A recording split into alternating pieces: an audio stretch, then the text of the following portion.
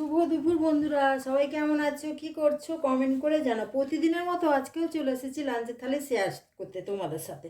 দেখো কি কি নিয়ে নিয়েছি লাঞ্চে। সাদা ভাত নিয়ে নিয়েছি, আর এখানে কুঁদরি আলু ভেজে নিয়েছি, আর এটা ফুলকপি আলু রসা বানিয়ে নিয়েছি, আর এটা কালকের চিকেন ছিল, চিকেনটা নিয়ে নিয়েছি, আর এইটা লাইলন টিকার মাছ সর্ষে পোস্ত দিয়ে ঝাল বানিয়েছি। চলো এই রেসিপিটা তোমাদের সাথে শেয়ার করি।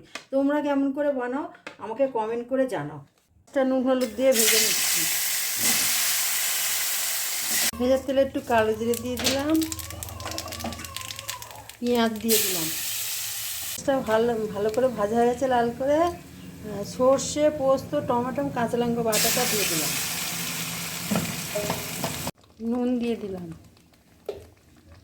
ওটা কষা গেছে, দুটো কাঁচা লঙ্কা দিয়ে দিলাম, আর এই বাটি ধোয়া মিক্সি বাটি ধোয়া জলটা দিয়ে দিলাম।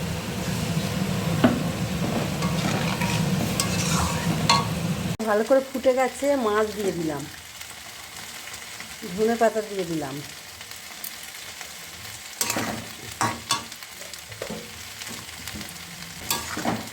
রেডি আমার মাছের ঝাল। সর্ষে পোস্ত দিয়ে মাছের ঝাল রেডি।